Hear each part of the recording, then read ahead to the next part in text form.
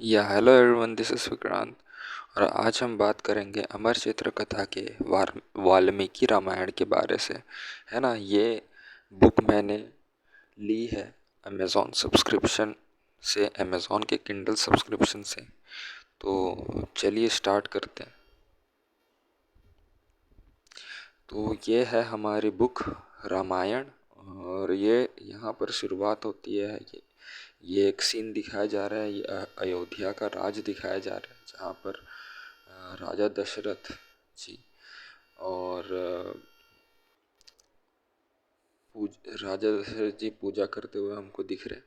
ठीक है ना। उनकी 3 रानियां रहती है, लेकिन उनको पुत्र की प्राप्ति नहीं होती है ना, जिसके कारण वो इतने सारे यज्ञ कराते हैं। है ना। फिर यज्ञ कराने के बाद उनको जो ये ऋषि रहते हैं, है ना, जो यज्ञ कराते हैं, वो एक खीर का पात्र देते हैं। है ना। और उस खीर के पात्र को अपनी रानियों राजा दशरथ को अपनी रानियों में बांटने के लिए कहा जाता है। ठीक है। तो राजा दशरथ जब ये खीर बांटते हैं, है ना, तो उनको माता कौशल्या से राम जी का जन्म होता है। कैकेयी से भरत का जन्म होता है। सुमित्रा से 2 जुड़वा पुत्र होते हैं, जिनका नाम रहता है लक्ष्मण और शत्रुघ्न। है ना। श्री राम और उनके भाई शास्त्रों का ज्ञान लेते हैं, वेद पढ़ते हैं, हाथी और घोड़े पर चढ़ना सीखते हैं, धनुष और भी शस्त्रों की वो शिक्षा लेते हैं। ठीक है। एक दिन क्या होता है, जो स्वामी विश्वामित्र आते हैं, है ना, दशरथ जी के राज्य में, और बोलते हैं कि हमारे जो यज्ञ होते हैं वहाँ पर बहुत सारे राक्षस आ जाते हैं, और वो राक्षस यज्ञ को डिस्टर्ब करते हैं करके। ठीक है। तो मुझे रामचंद्र जी की मदद चाहिए, और मैं राम को ले जाना चाहता हूँ करके ना। लेकिन दशरथ जी को इस चीज़ में बहुत प्रॉब्लम होती है ना, जिसके कारण वो मना भी करते हैं। लेकिन विश्वामित्र जी उन्हें बहुत डांटते हैं इस बात पर कि आप राजा होकर के आप कैसे मुकर सकते हैं। है ना। तो फिर दशरथ जी को विश्वामित्र जी की बात माननी पड़ती है ना। फिर रामचंद्र जी को फॉरेस्ट भेजा जाता है ना, विश्वामित्र जी की मदद करने के लिए। है ना। और वहाँ पर रामचंद्र जी ताड़का नाम के की एक राक्षसी का वध करते हैं। ठीक है ना। और उस राक्षसी को मारते हैं, और जब यज्ञ चलते रहते हैं तब बाकी राक्षस भी आते हैं, तो उन राक्षसों को भी रामचंद्र जी उनका वध करते हैं। है ना। और एक मारिच नाम का राक्षस रहता है, जो मायावी बहुत रहता है ना। तो इसकी क्वालिटी ये रहती है कि ये रूप बदल सकता है। ठीक है। तो इसको भी श्री रामचंद्र जी एक तीर मारते, जिससे वो बहुत मीलों दूर समुद्र में जाकर के गिरता है, और वन राक्षसों से सुरक्षित हो जाता है। ठीक है। फिर रामचंद्र जी को ऑफर किया जाता है कि आप चलें, महाराजा जो मिथिला के जो महाराज हैं जनक, है ना, वो उन्होंने एक यज्ञ का आयोजन करवाया है। ठीक है। तो विश्वामित्र जी और उनके साथी जो ऋषि रहते हैं, वो ऋषि रामचंद्र जी को वहाँ पर चलने के लिए कहते हैं। है ना। वहाँ पर शिव धनुष का भी पूजा होने वाला रहता है, तो इस चीज़ के लिए वो बोलते कि रामचंद्र जी को आप चले करके। फिर सब मिथिला की ओर जाते हैं। वहाँ पर वो देखते हैं कि बहुत भारी धनुष सामने लाया जाता है, जिसको सभी को ये ऑफर दिया जाता है कि जो ये शिव धनुष को तोड़ेगा वो उसकी शादी राजा जनक की पुत्री सीता से होगी। है ना। माता सीता से होगी। माता सीता महाराज जनक को जब वहाँ मिली थी जब राजा जनक यज्ञ के लिए, है ना, जमीन को खोद रहे थे, तो वहाँ पर वो माता सीता उनको मिली थी। ठीक है, तो माता सीता जो थी वो महाराज जनक की एक गोद ली हुई पुत्री थी। ठीक है, तो जैसे ही सबने कोशिश करी, लेकिन किसी ने शिव धनुष को तोड़ नहीं पाया। श्री रामचंद्र जी थे जिन्होंने शिव धनुष को तोड़ा। ठीक है, और इतनी भयंकर टंकार हुई उस चीज से, है ना, इतनी तेज आवाज हुई वहां से कि वो आवाज बहुत जगह पर बहुत दूर तक सुनाई दी। इसके बाद माता सीता की शादी श्री रामचंद्र जी के साथ हुई, है ना। जब वो वापस जा रहे थे तो बीच रास्ते में उनको परशुराम मिले, और वो इस बात पर गुस्सा थे कि शिव धनुष को किसी ने कैसे तोड़ दिया करके। ठीक है, लेकिन थोड़ा सा मान मनोबल के बाद, है ना, परशुराम जी को पता चला कि श्री रामचंद्र जी विष्णु जी के रूप है ना। तो परशुराम जी ने उनको नमन किया और सब अपने अपने रास्ते चले गए। उसके बाद सीन ऐसा आता है कि दशरथ जी चाहते हैं श्री रामचंद्र जी अयोध्या को संभाले, क्योंकि वो बूढ़े हो रहे हैं। लेकिन अंदर ही अंदर एक ऐसी पॉलिटिक्स चल रही थी, है ना। मतलब क्या हो क्या रहा था, मंथरा जो थी, है ना, वो कैकई को भड़का रही थी कि भरत, अगर रामचंद्र जी को राज्य मिला तो भरत को कुछ नहीं मिलेगा, और उसकी भरत की माँ को भी कुछ नहीं मिलेगा। तो इस चीज़ पर जो कैकई थी, उनका जो उनको उनका ब्रेन वॉश कर दिया मंथरा ने, और कैकई अड़ गई कि मुझे अपने भरत के लिए राज्य चाहिए। और कैकई ने राजा दशरथ को एक भीषण युद्ध में बचाया था, जिसके फलस्वरूप उनको 2 वरदान मिले हुए थे, है ना। उन 2 वरदानों को में कैकई ने दशरथ जी से एक तो भरत के लिए सिंहासन मांगा, और दूसरा श्री रामचंद्र जी के लिए 14 वर्ष का वनवास मांगा। इस पर सबको बहुत बुरा लगा, लेकिन श्री रामचंद्र जी अपने पिता से आखिरी बार मिले, है ना, इस चीज़ के बाद, और उनसे विदा लिया। इससे इससे हुआ ये कि राजा दशरथ की बहुत ज़्यादा तबीयत खराब हुई, है ना। लेकिन इसी दर्द के साथ दोनों श्री रामचंद्र जी और दशरथ जी यहाँ से अलग हुए। फिर सीन ये आता है कि रामचंद्र जी सब कुछ छोड़ करके वन की ओर प्रस्थान किए। कुछ गांव वाले भी उनके पीछे पीछे आए, लेकिन जब सब आराम करने रुके तो आधी रात को, है ना, रामचंद्र जी उन गांव वालों को भी छोड़ करके आगे बढ़ गए। ठीक है, तो अब वो अकेले थे, और एक समय के बाद जो उनका रथ चलाने वाला सारथी था उनको भी उन्होंने विदा किया, और नाव में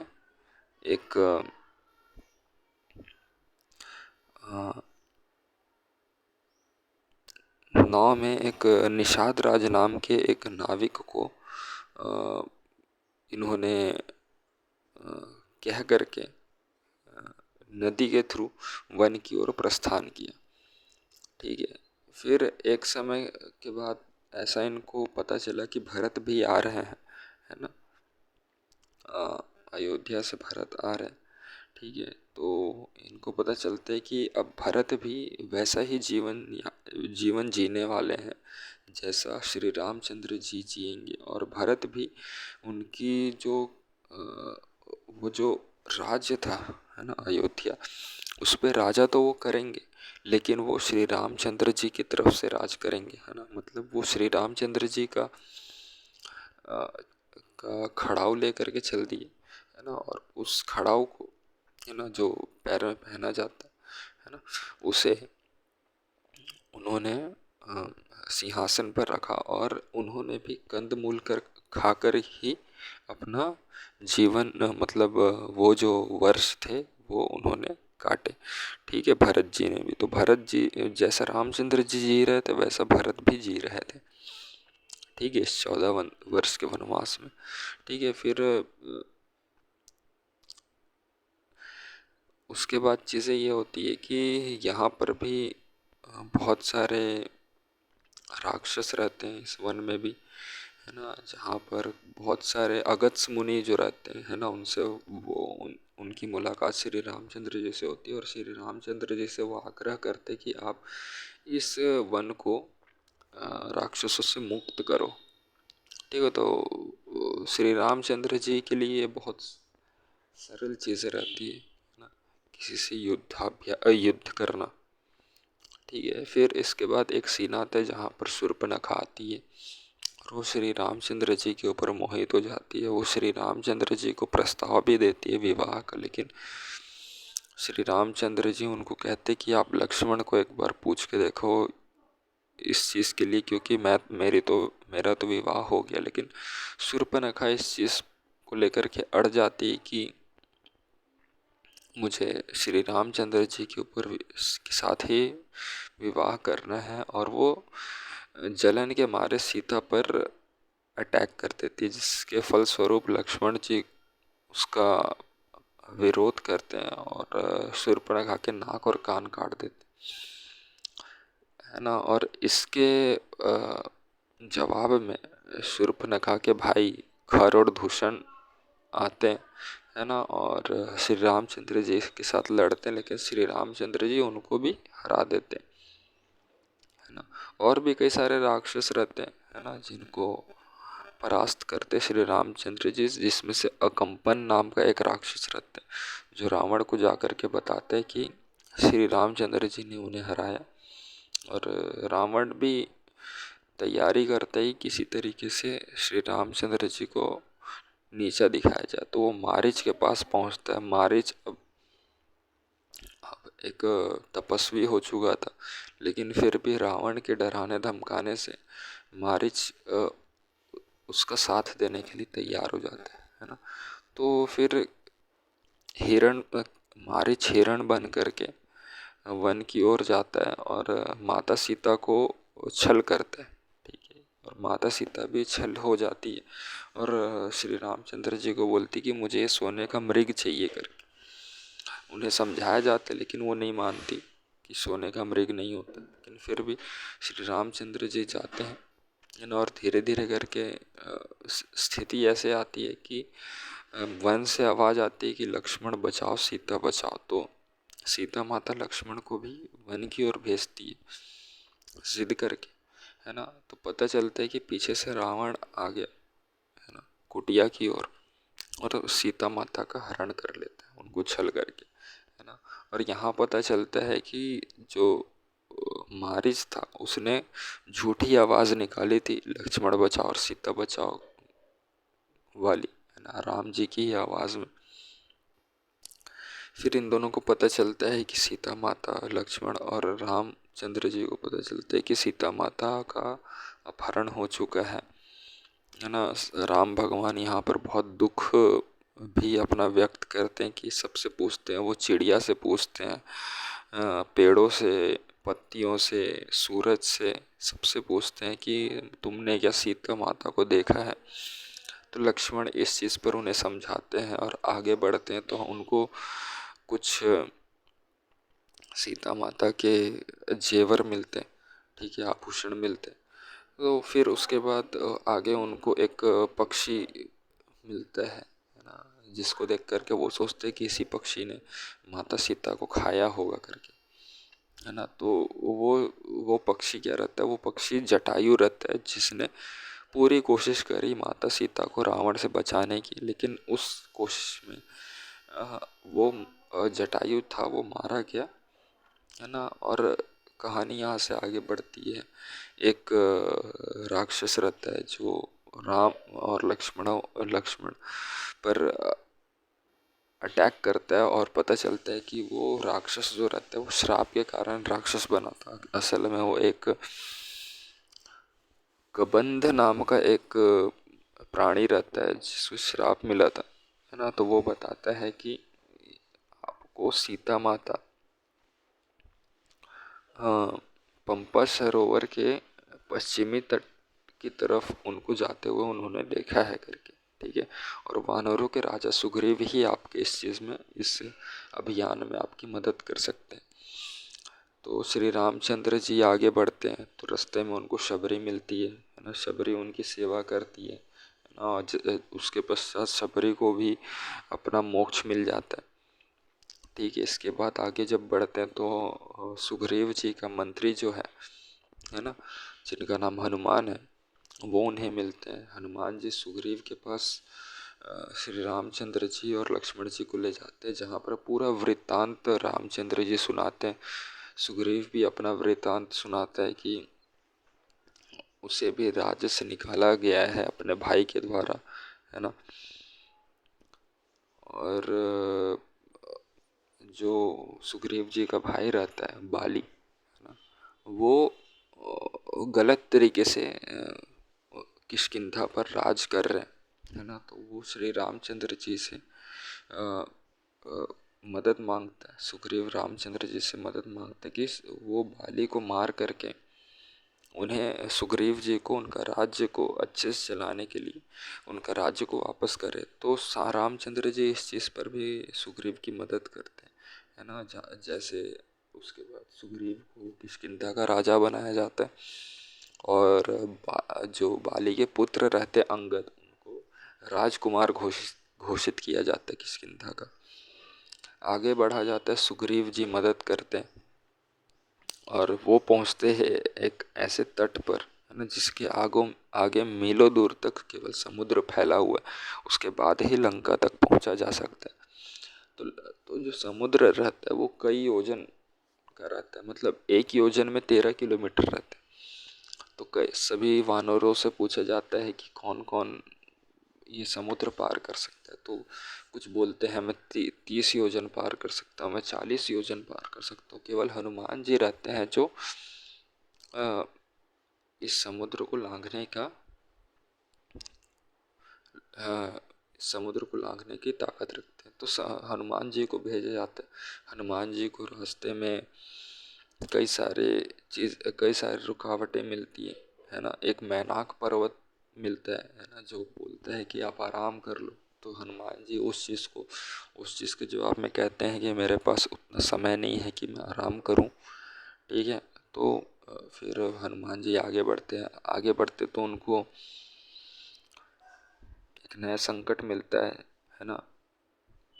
सांपों की माँ सुरसा नाम की एक राक्षसी हनुमान जी को रोकती है, लेकिन हनुमान जी वहाँ पर भी सुरसा का चैलेंज जो देती है, वो सुरसा, उसको भी वो कंप्लीट करके वापस आ जाते हैं। फिर रास्ते में एक और राक्षसी मिलती है ना, जिसका नाम सिंहिका रहता है, जो परछाई को पकड़ लेती है हनुमान जी की और उस परछाई को खींचती है।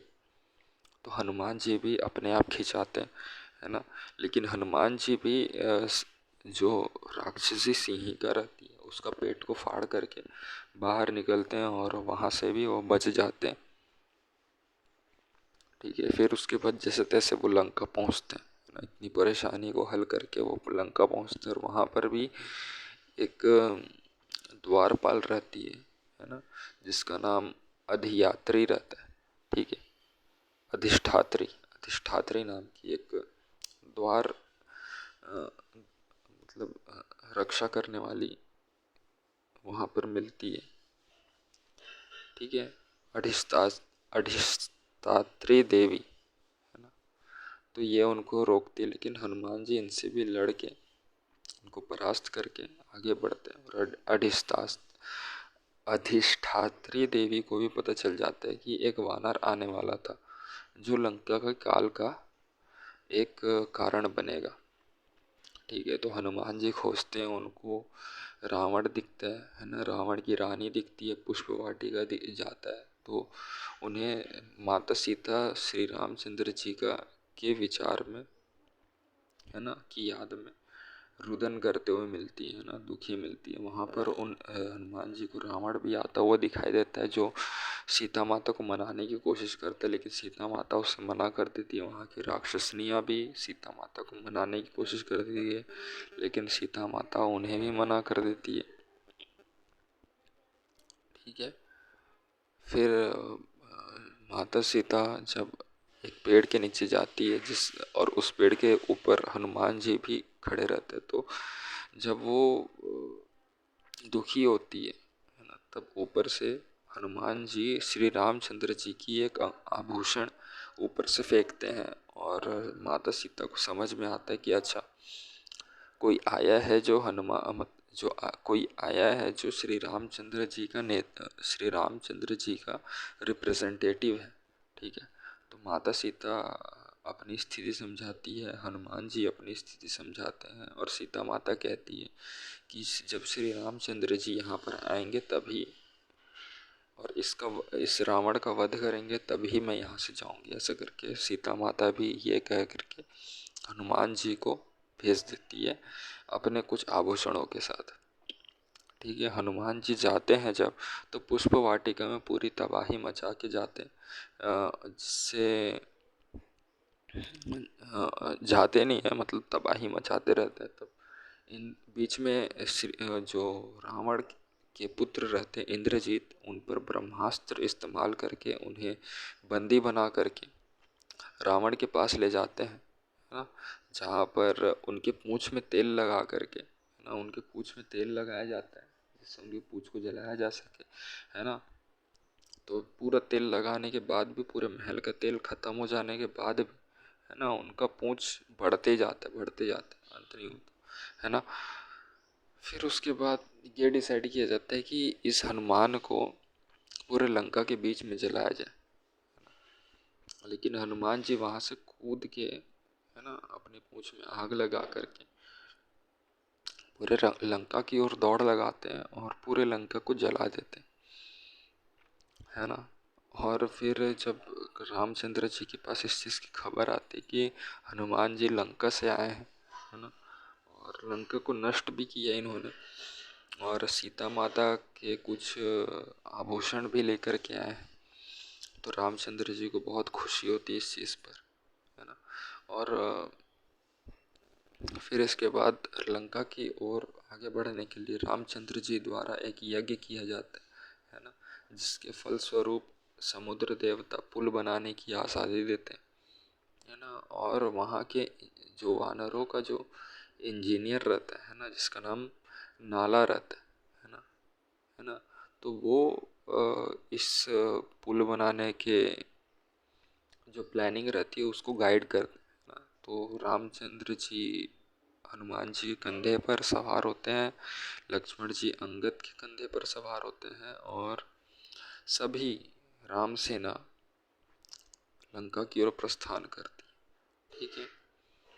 इस बीच में रावण सीता को कई बार छलता है, एक मायावी सिर लेकर के आता है श्री रामचंद्र जी का, है ना, लेकिन फिर पता चलता है कि अच्छा, वो मायावी सिर है ना श्री रामचंद्र जी का। तो सीता माता को वापस से उनको कॉन्फिडेंस आता है कि अच्छा, श्री रामचंद्र जी आ रहे हैं करके।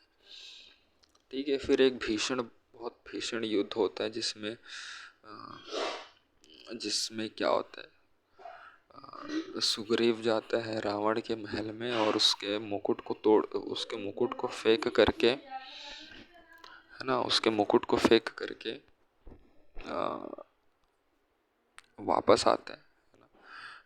मतलब तिरस्कार करने के लिए बहुत लोग जाते हैं, रावण का एक अंगद जाता है ना, अंगद भी तिरस्कार करके वापस आ जाता है, हनुमान भी तिरस्कार करके वापस आ जाता है, सुग्रीव भी तिरस्कार करके वापस आता है ना।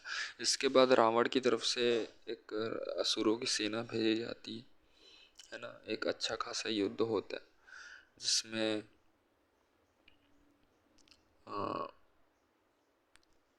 एक बार रावण भी आता है ना, बीच में रावण भी आता है, लेकिन वो उसके रथ को श्री रामचंद्र जी छोड़ देते हैं, है ना, और रावण को ये बोलकर भेज देते हैं कि मैं निहत्थे पर वार नहीं करता, है ना। रावण वापस जाता है, कुंभकर्ण को उठाता है, कुंभकर्ण को भेजा जाता है लड़ने के लिए, लेकिन कुंभकर्ण को भी श्री रामचंद्र जी मार देते हैं, है ना। उसके बाद इंद्रजीत को भेजा जाता है। इंद्रजीत मायावी सीता जो रहती है ना, जो सीता का एक प्रतिबिंब रहता है, उसको लेकर के जाता है और सीता को मार देता है ना। लेकिन रावण मतलब राम भगवान इस चीज़ से बहुत दुखी हो जाते हैं, लेकिन विभीषण उनको ये बताता है कि ये छल था, ठीक है ना। विभीषण क्या थे, वो राक्षस राज रावण के भाई थे, है ना, जो उन रावण के साथ एग्री नहीं करते थे, है ना। इसलिए उन्होंने श्री रामचंद्र जी की शरण ली, और श्री रामचंद्र जी को जो महल के अंदर क्या चीज़ चलती है, किसके पास क्या क्वालिटी है, उसके बारे से बताया जाता है ना, विभीषण द्वारा। फिर उसके बाद जो इंद्रजीत रहते हैं, वो श्री लक्ष्मण के साथ लड़ाई में आते हैं, है ना। और इंद्रजीत द्वारा लक्ष्मण जी को मारा जाता है। इसमें ये दिखाया जा रहा है कि जो रावण है वो लक्ष्मण जी को तीर मार रहा है, नहीं, इंद्रजीत ने लक्ष्मण को तीर मारा था, ठीक है। तो फिर तो उस तीर से लक्ष्मण जी मूर्छित हो जाते हैं, है ना। जिसके जवाब में ये कहा जाता है कि अगर लक्ष्मण जी को बचाना है तो हनुमान जी को संजीवनी बूटी लेकर के आनी पड़ेगी, है ना। तो हनुमान जी जाते हैं संजीवनी बूटी लेने के लिए, है ना, लेकिन उनको एक पहाड़ पर भेजा जाता है, ठीक है। लेकिन उस पहाड़ में उनको संजीवनी बूटी नहीं मिलती, जिसके फलस्वरूप वो सुमेरु पर्वत को उठा करके लेकर के आते हैं, है ना। पहाड़ी उठा के ला लेते, ठीक है। जिसमें से जो वैध वानर रहते हैं, है ना, वो संजीवनी बूटी खोज करके उसको पीस करके लक्ष्मण जी को लगाते हैं, इससे लक्ष्मण जी ठीक हो जाते हैं। इसके बाद इंद्रजीत को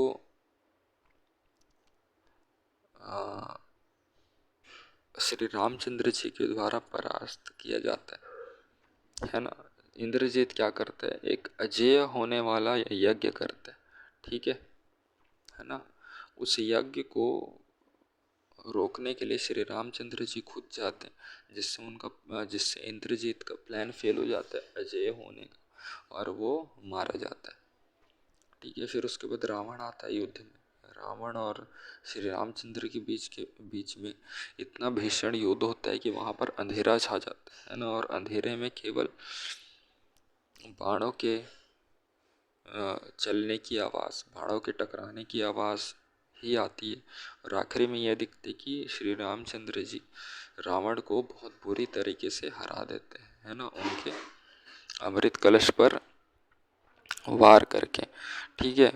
फिर उसके बाद श्री रामचंद्र जी सीता जी को वहाँ से वापस लाते हैं, लेकिन उन्हें ये भी लेकिन जब वापस लाते हैं तो उसी प्रोसेस में श्री रामचंद्र जी कहते हैं कि सीता को कि तुमको मैं एक्सेप्ट नहीं कर सकता, तो इस चीज़ पर, क्योंकि तुम दूसरे व्यक्ति के घर पर थी इतने समय पर, इसलिए मैं तुम्हें एक्सेप्ट नहीं कर सकता, ठीक है। तो सीता माता इस चीज़ पर रुष्ट हो जाती है और वो अग्नि परीक्षा का आह्वान करती है ना, और अग्नि परीक्षा देती है, जिसके फलस्वरूप अग्निदेव आते हैं और अग्नि में वो प्रवेश करती है सीता माता, है ना, और बच जाती है अग्नि में प्रवेश करने के बाद, है ना। अग्नि परीक्षा देने के बाद भी वो बच जाती है। इसके बाद होता क्या है कि श्री रामचंद्र जी सीता माता को एक्सेप्ट तो कर लेते हैं, है ना, और इसके बाद वो वापस राज्य आते हैं। राज्य में आकर के वो रुकते हैं, लेकिन वहाँ पर भी जो समाज रहता है वहाँ का, है ना, वो समाज माता सीता को एक्सेप्ट नहीं करते, है ना, एक्सेप्ट नहीं करते, है ना। जिसके फलस्वरूप श्री रामचंद्र जी को सीता माता का त्याग ही करना पड़ता है ना। जिसके आगे जाकर के लव कुश वाली स्टोरी शुरू होती है है ना। और उसके बाद ही सीता माता खुद को वापस पृथ्वी के गर्भ में खुद को स्थापित करती है ना, वो वाली स्टोरी आती है। ठीक है, तो ये रहती है रामायण की कहानी, है ना। और इसमें ये दर्शाया गया है कि धर्म की रक्षा के लिए, है ना, क्या त्याग देने पड़ते हैं, है ना, उसके बारे से इसमें दिखाया गया है। और मर्यादा पुरुषोत्तम श्री रामचंद्र जी को मर्यादा पुरुषोत्तम का टाइटल इनके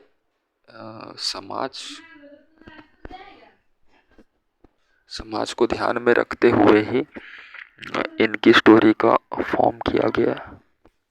थैंक यू।